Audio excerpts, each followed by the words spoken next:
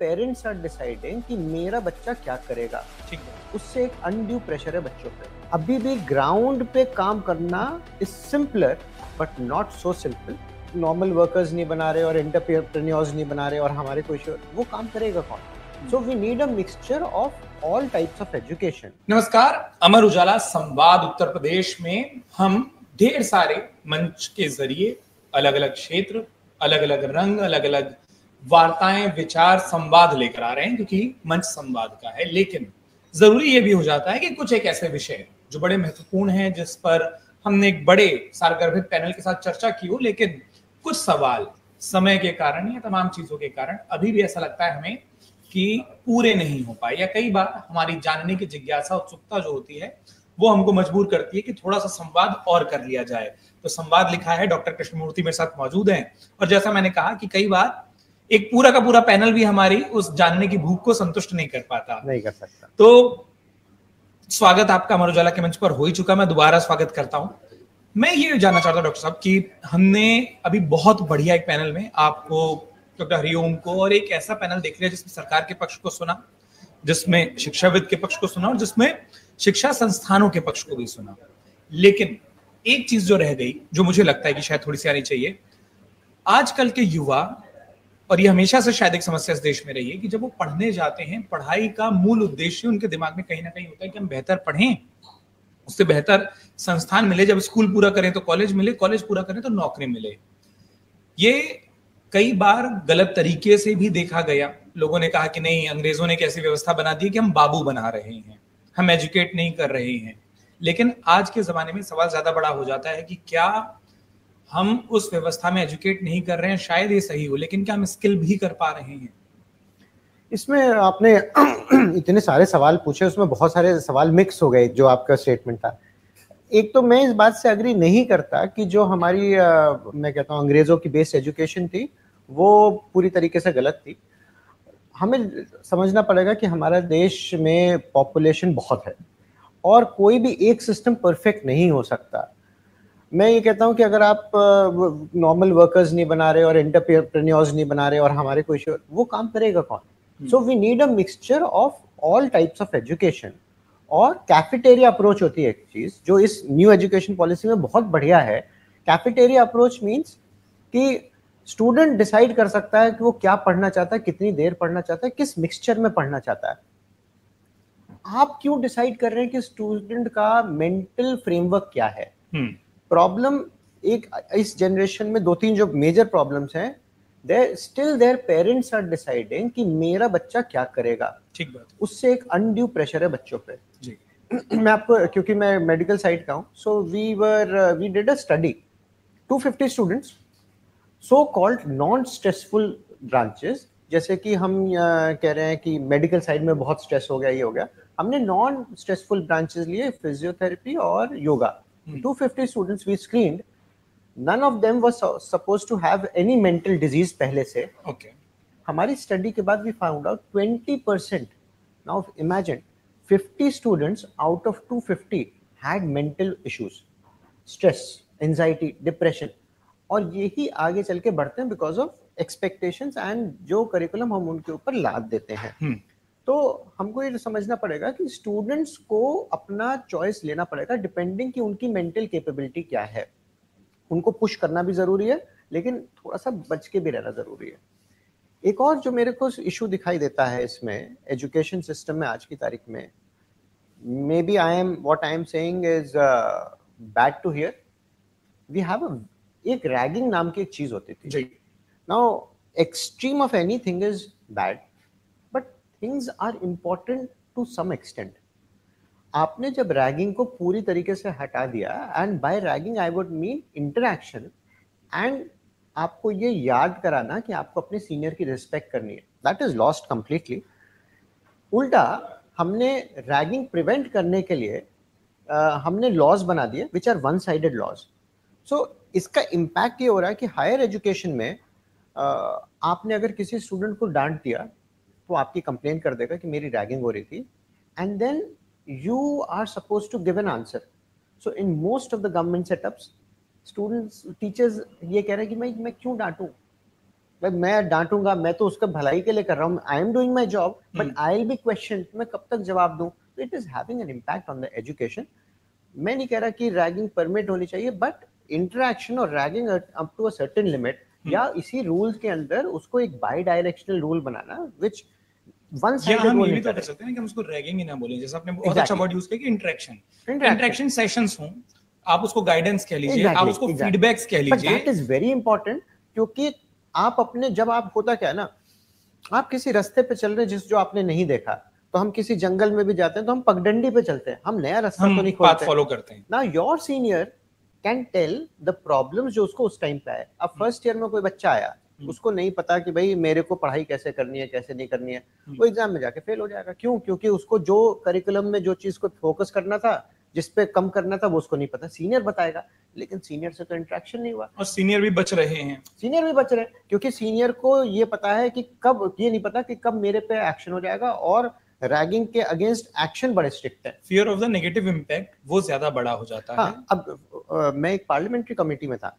And I put this up there, one of the fellow said कि ragging के नाम पे someone 5 seniors murdered a junior. This is not ragging भाई, this is वो criminal case है। Exactly exactly. So चलिए, मैं agree करता हूँ कि रैगिंग नाम के साथ बहुत नेगेटिव इमोशंस है, but something like that has to come up where seniors के साथ इंटरेक्शन मैंडेटरी हो जाए।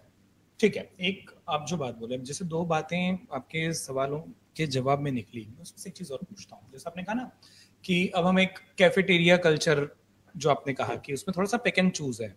अब इसके बाद एक और सवाल होता है, और ये शायद वही जो आप पहले कह रहे थे कि हमारे परिवार तय कर देते हैं हमें क्या बनना है, या थोड़ा सा प्रेशर होता है, तो ठीक वैसे ही कि क्या बच्चा जब खुद चूज करेगा उसे क्या पढ़ना है, वो पढ़ाई तो पूरी हो सकती है, उसके बाद क्या उसकी पसंद का मार्केट इस देश में अवेलेबल है?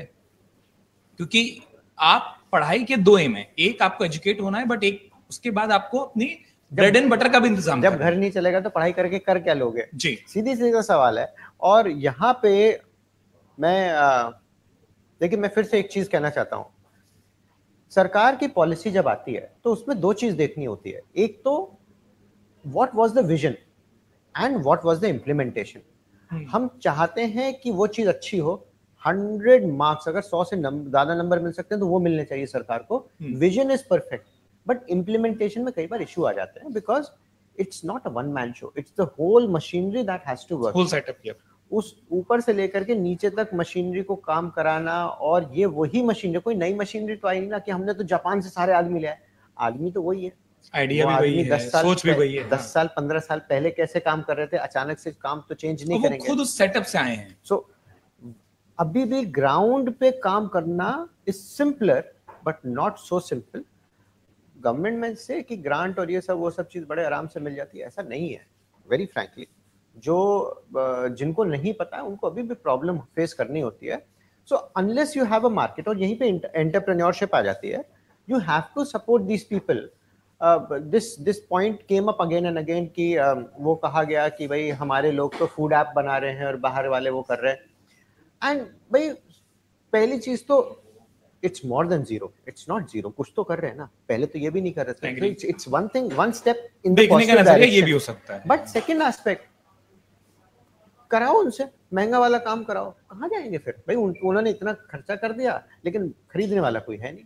मैं नहीं कह रहा कि खरीदने वाला ट्रायल की चीज को खरीदे, but somewhere we have to come up with something in between. Market की कमी है, बिकॉज मैं आपसे अगर पूछूं, सपोज आपको मैं दूं कि एक कोलगेट खरीद लो 10 रुपए का, और मैंने, मेरे स्टूडेंट ने ये बनाया है, and I am ready to give it to you at 6 rupees, what will you choose?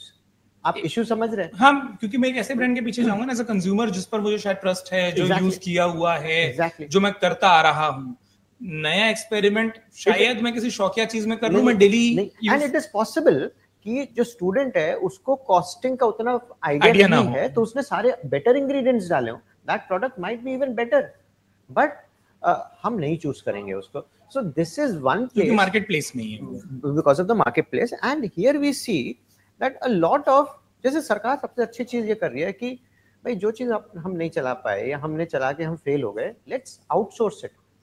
उसी तरीके से अब Amazon है, it's not a government marketplace. We need to have collaboration of the government with such players जो government के लिए ये चीज बना के दें, या गवर्नमेंट जहां से सामान खरीद रही है एट चीपर प्लेस, वो इन एंटरप्रेन्योर्स को भी अवेलेबल हो जाए at those rates.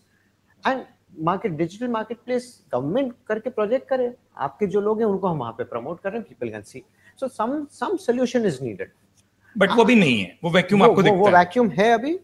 I might not be the best person, the government would be the best person because they have a very good think tank, और वो उसका सोल्यूशन निकालेंगे, but थोड़ा सा जल्दी. एक चीज अब मैं जिस पर आना चाहता हूँ वो है कि स्किल बेस्ड एजुकेशन, जो आपने कहा वो मेरे साथ भी हुआ कि मुझे 10th तक वो सब्जेक्ट पढ़ने थे, और किसी भी उस बच्चे को 10th तक वो सब्जेक्ट पढ़ने थे जिसमें से आधे वो 11th में आके छोड़ देगा.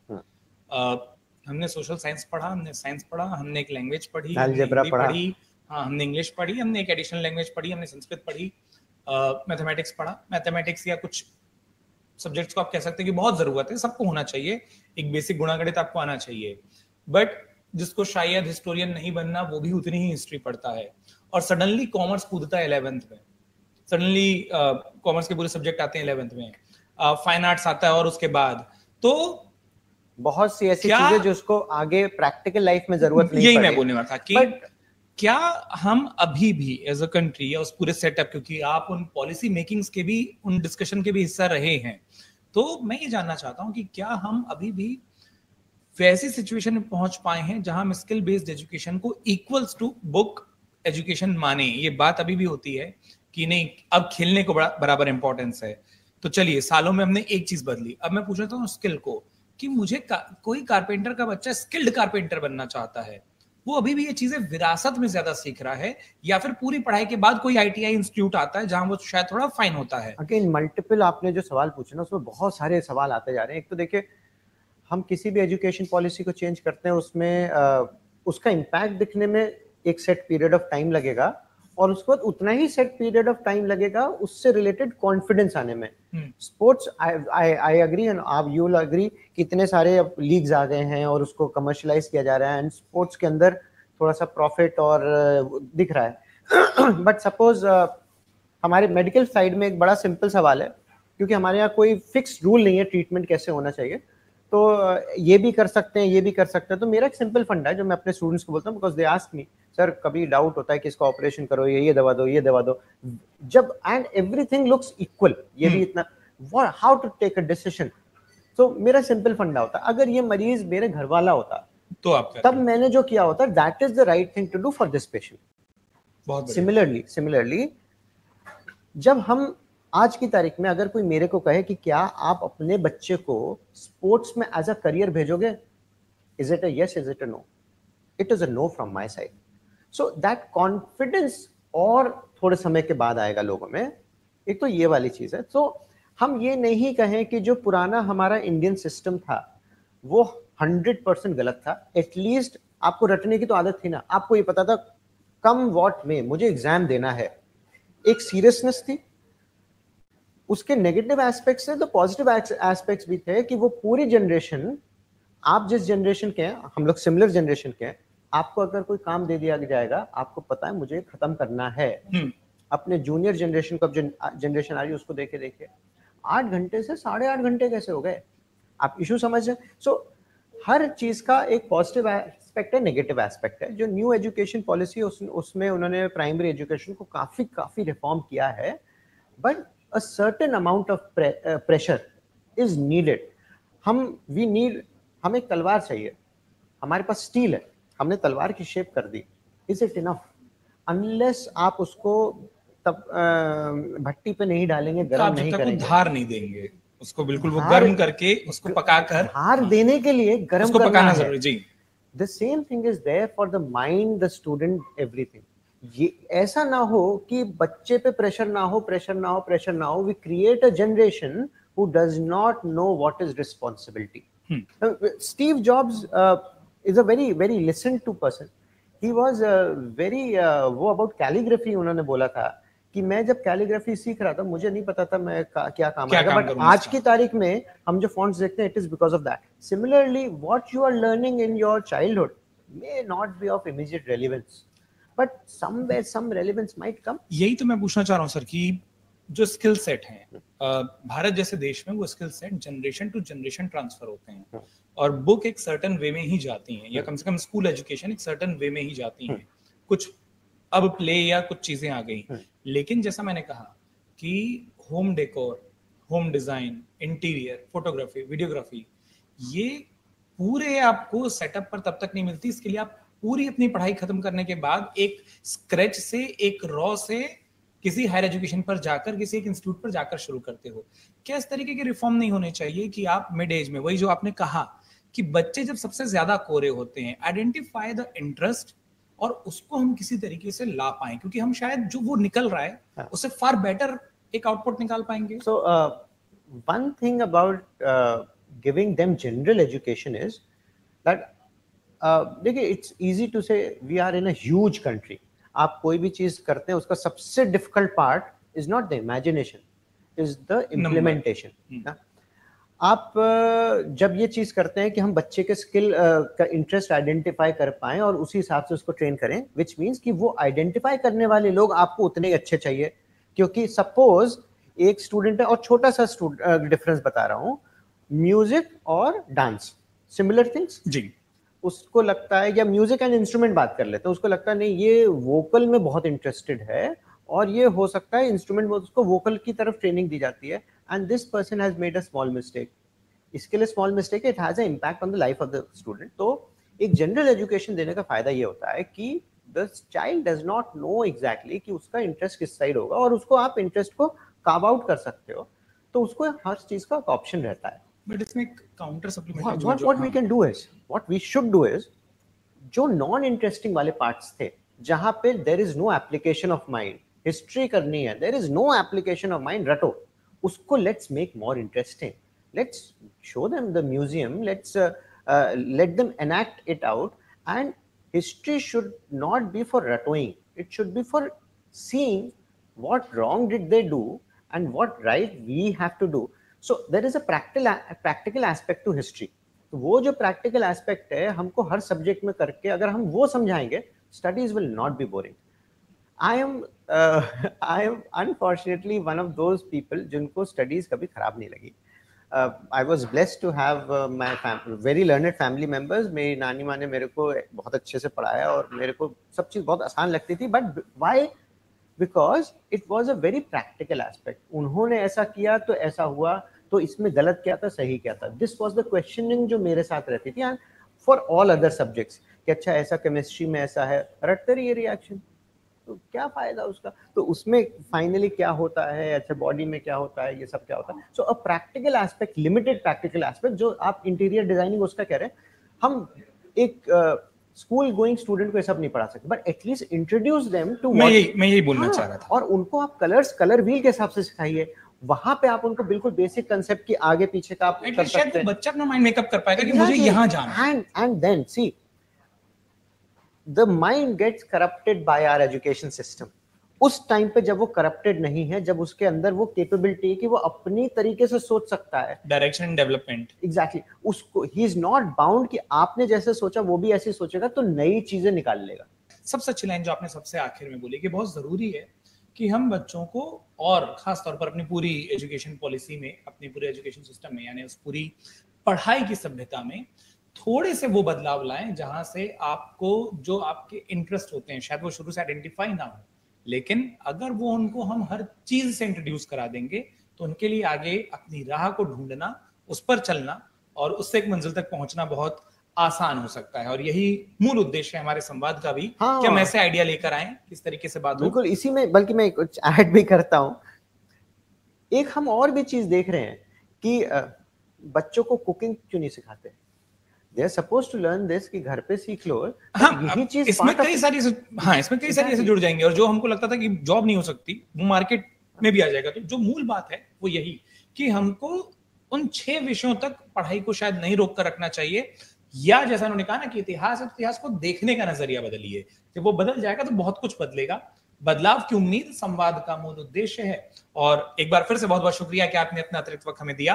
आप देख रहे थे अमर उजाला, लखनऊ से संवाद की ढेर सारी कड़ियां, ढेर सारी प्रस्तुति और ढेर सारे विषयों पर बात हम आपके लिए लेकर आते रहेंगे। ये पूरी चर्चा आपको कैसी लगी हमें कमेंट बॉक्स में लिखकर बताना बिल्कुल ना। अगर आप ये वीडियो YouTube पर देख रहे हैं तो हमारे चैनल को सब्सक्राइब कर बेल आइकन दबाएं और Facebook पर देख रहे हैं तो हमारे पेज को लाइक करें। 8 मिलियन प्लस सब्सक्राइबर, आपके इस भरोसे के लिए बहुत धन्यवाद।